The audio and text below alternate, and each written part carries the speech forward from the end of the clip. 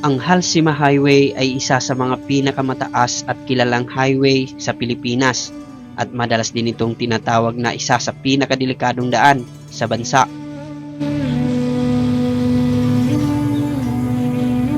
Kilala rin ito bilang mountain trail na nag-uugnay sa Baguio patungo sa iba't ibang bayan ng Benguet at Mountain Province, kabilang na dito ang Atok.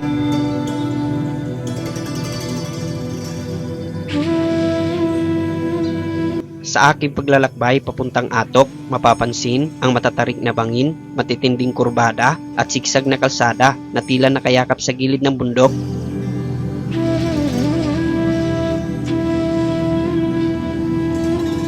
Dahil sa mataas na elevation na umaabot na mahigit 2,000 meters above sea level sa ilang bahagi, mararanasan dito ang malamig na klima at madalas na pagbalot ng ulap o fog lalo na sa madaling araw at gabi.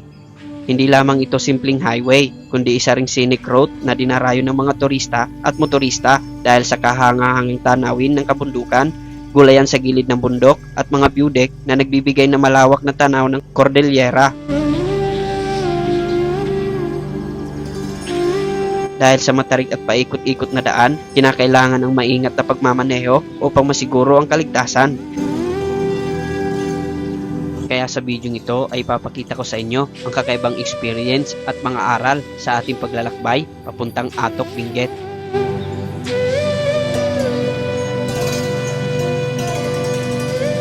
So bago po tayo magsimula ng ating biyahe papunta po sa Atok, Benguet ay i-explore ko po muna kayo dito sa bahagi ng strawberry farm dito sa La Trinidad. Dahil nga sa ang La Trinidad, Benguet ay may pinakamalawak na strawberry farm. Kaya naman sa labas pa lang nito ay makikita natin ang napakaraming binibentang mga strawberry at meron ding juice na gawa sa strawberry at maging ang ice cream nila ay gawa rin sa strawberry. May pretties pang ice cream dito. Bakit po may pretties kayo dito, sir? Para patry nyo muna, sir. Sige, itry po natin yung strawberry ice cream. So, wow! Grabe, sobrang sarap, sir. Magkano po yan? 50. 50 per ano? Pag ganyan. Opo. So, may 50. Yung halimbawa yung mga ganito, 60. 60, 70. 70. So, mamaya itatry po natin kasi ikot po muna tayo. Okay lang po ba, sir? At bukod din dito, ay dito rin mabibili ang iba't ibang klase ng mga laruan na gawa dito sa Baguio. Mga accessories na pwedeng ipasalubong. Makikita rin natin yung samud-saring mga tinitinda o pwedeng maging pasalubong nyo kapag bumisita kayo rito. Ayan. So, meron silang mga accessories bags. Ayan. Nagawa dito sa Baguio. Handmade. Ayan. Kompleto po sila dito nung pwedeng yung ipasalubong sa mga pamilya no kapag magpasyal po kayo dito sa Baguio. Ayan. Maliban sa mga gulay na pwedeng nating mabili dito, ay dito rin mabibili ang iba't ibang klase ng mga prutas. Hindi lang yan, makikita rin po natin dito yung mga sariwang mga prutas. Ayan po. Sir, tikman mo siya. Ha? Tikman mo. Ano yan, pretties? Yes, sir. Lahat na lang may pretties, lahat ng inaanohan ko. Ito din, masarap. Wow.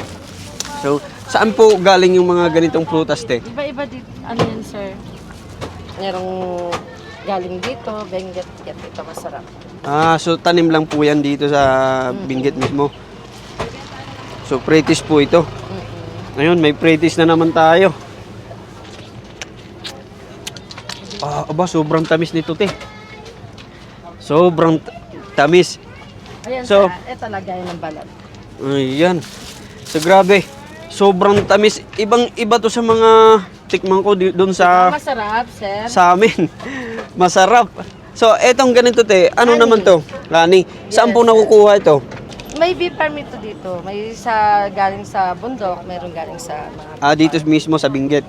Okay. So, magkano naman yung ganito? Yan, sir, 250. 250. Pure honey po ito. Yes, sir. Okay. At pagkatapos ko namang makita ang mga prutas at matikman, ay agad naman akong pumasok kung saan mismo nakatanim ang mga strawberry. So, papasok na po tayo dito mismo sa strawberry farm. Ito yung entrance sila. 8 a.m. opening at 5 p.m. closing time nila. Pila-pila din ang mga pumapasok dito sa loob ng strawberry farm at dahil nga dinadagsa ito ng mga turista na gustong sumubok na mamitas ng mga strawberry.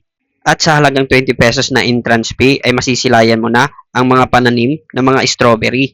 So magkano po yung bayan? Environmental pesos per head. Environmental fee 20 pesos.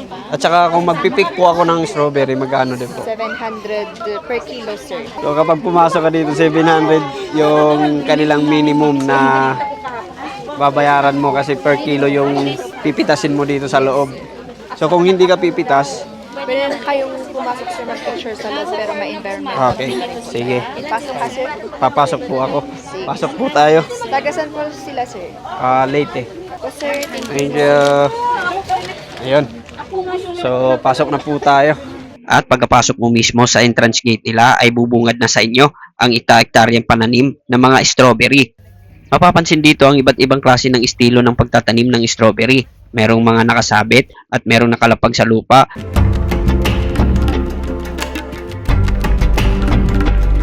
Nakakamanghang tingnan dahil first time ko itong masilayan.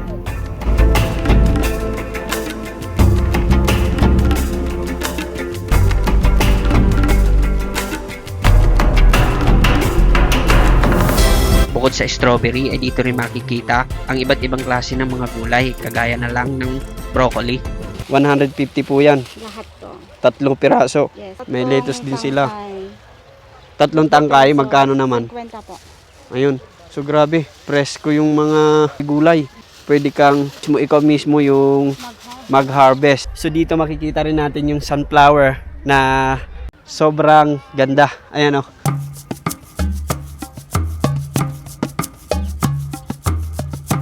Pagkatapos kong ikutin ang strawberry farm, ay agad ko namang sinimulan ang aking biyahe papunta sa ating destinasyon.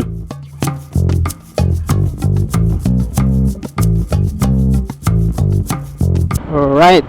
Buti na lang maganda talaga yung panahon yung pagbiyahe natin dito kahit mainit, malamig. Kasi kapag maulan, delikado yung mga kalsada. Bukod sa akyat baba yung kalsada dito, ay madulas.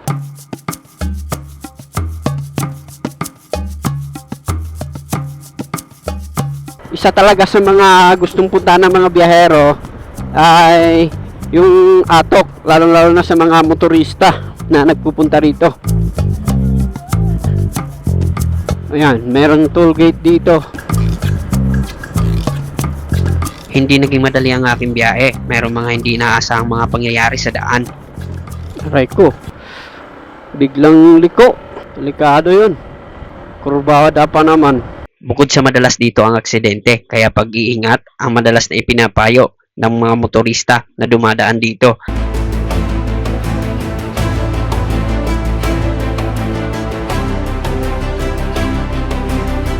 Bukod sa maraming akyatan ang daanan dito sa Halsima Highway, ay isa rin ito sa mga delikado at napakaraming mga kurba na madadaanan mo.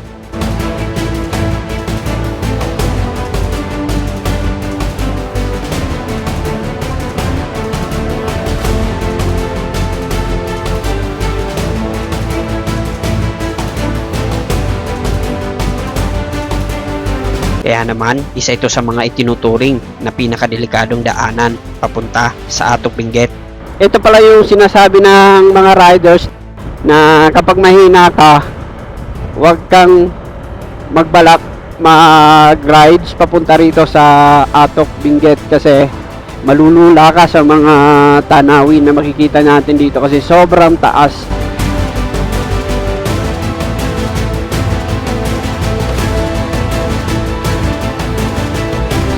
Aray ko, ayan na naman. Sobrang taas oh.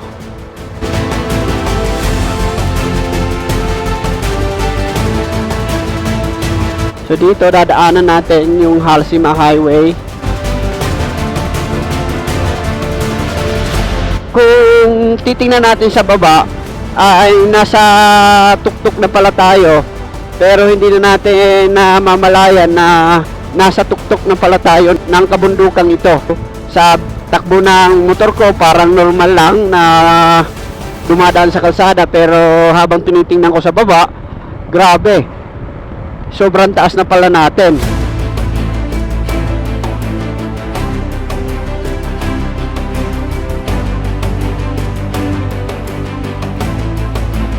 So kung mapapansin nyo, yung elevation po natin ngayon is nasa 2,200 meters above sea level na po tayo.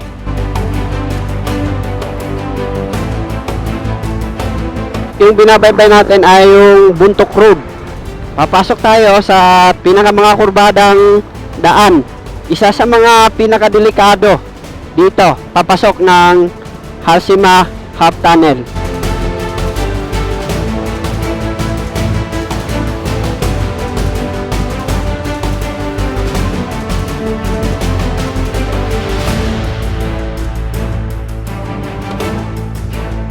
Napahinto po tayo dito sa areang ito kasi makikita po natin itong mga kabundukan na nasasakop yan ng Atok, Benguet.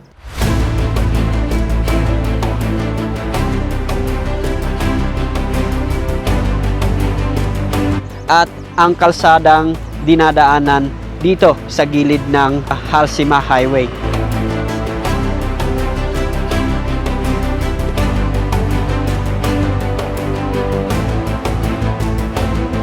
Makikita nyo naman po na sobrang tarik ng kalsadang ito. Isa ito sa mga pinakadelikadong daan papunta sa Atok, Benguet.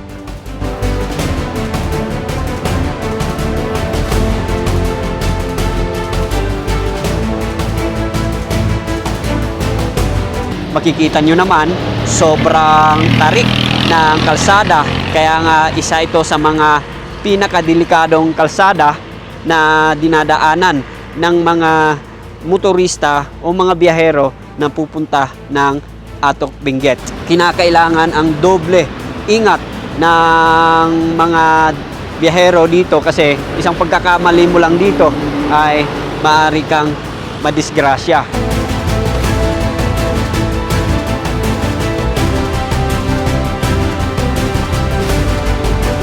Bukod sa paliko-liko kasi ang daan dito ay talaga namang nakakalula yung taas netong kalsada. So, hindi pa nga tayo nakakarating sa Atok ay talagang makapigil hininga ng biyahe yung na-experience natin. Kasi nga sobrang tarik ng mga daanan at napakataas. Makikita nyo naman halos mag-foggy na yung mga kabundukan at isa ito sa mga normal na panahon dito.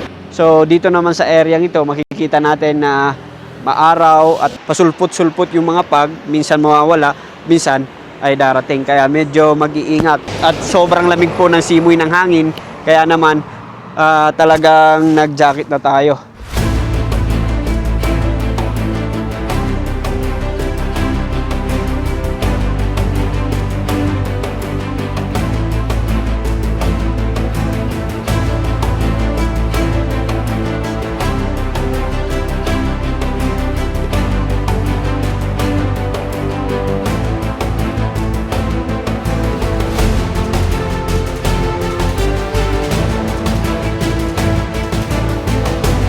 Narating na rin natin yung Atok, Benguet.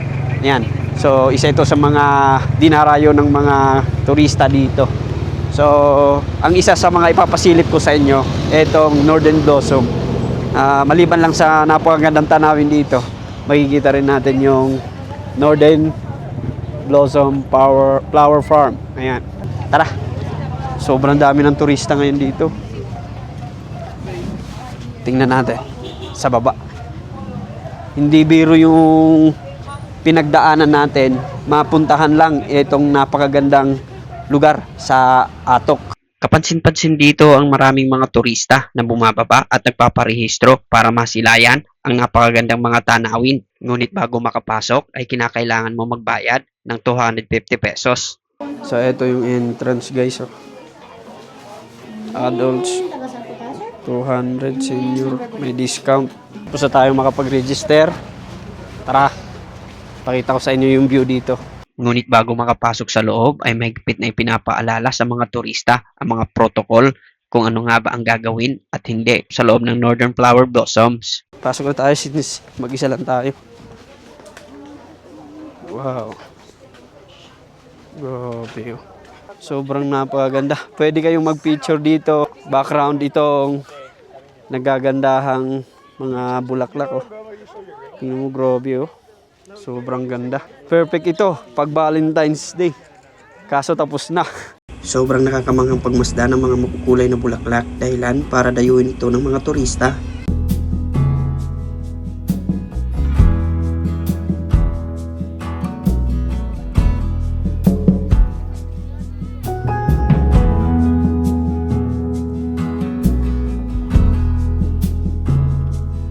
So yung pong mga halaman na yan, ay totoong flowers po ba yan? Yung mga nakatanim dyan o decoration lang yan?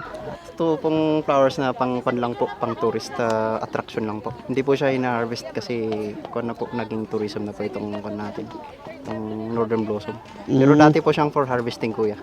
Kailan po nagsimula itong Northern Flower Blossom na inopen po sa public? Since flower farm po to since 2003, tapos naging tourism po nung 2018 po. Kailangan din talaga ng maintenance, kaya ng pag-spray po para po hindi pistiin. At saka kailangan din pong diligan pag hindi po ganun na umuulan. Mas healthy po kasi sa mga bulaklak pag na-harvest din. Kasi So binabawasan din pala yan. Pero since naging tourism po, kailangan talagang laging may makita, kaya hindi po namin masyadong hina-harvestan. Dito, ano yung pinaka-the best na bulaklak na meron kayo rito? Yung dati po, kuya, yung yung sumikat po dito nung na-feature po is yung cabbage roses po. Cabbage roses. Opo, yun po yung pinakaunang na-feature. Yung nandun sa taas? Opo. Parang gano'n. Okay. Pag mag-search po kayo, mostly na nagpasikat po dito yung yung cabbage roses. At the same time, yung mga nag-con lang din po kasi yung nag-upload sa social media. So yun po yung pinakaunang na-feature kasi madaming natanim ng una. Tapos nadagdag lang po. Nadagdag na lang po yung mga bulaklak. bulaklak. Pero for harvesting, for business po talaga dati, so hindi po talagang for the purpose na maging tourism. For fun lang po talaga. Nung na-feature lang po kasi siya, doon po sumikat. Doon po sumikat. So yung mga turista na pupunta rito, bawal mamitas ng mga bulaklak. Opo, kuya. Kasi Okay. for fun lang po. For viewing lang po talaga. for Para viewing hindi maubos. Okay. So, ayun. Thank you, sir. Sige po. God bless.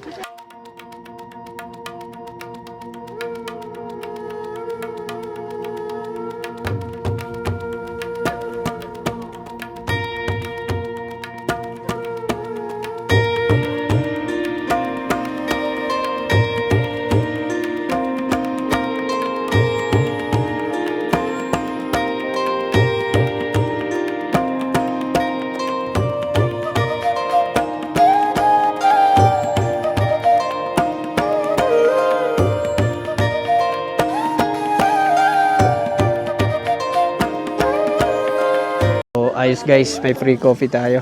So, medyo napagod tayo sa kakaikot dun sa Northern Flower Blossom. And then, meron silang pakape at libreng bread. So, unlimited yung kape, pero yung bread is limited lang. So, perfect sa malamig ng panahon dito sa Atok Benguet. So, paano? Dito ko muna tatapusin itong video. Maraming salamat po sa pagsama sa araw na ito. Samahan niyo ulit po ako sa susunod na ating paglalakbay dito sa bahagi ng Benguet. Lilibutin pa natin ang ilang pang mga lugar na hindi pa natin napupuntahan. At sana sa mga bagong viewers ko dyan, huwag niyong kalimutang mag-subscribe at paabutin niyo po ako ng 100,000 subscriber. Maraming salamat po. God bless.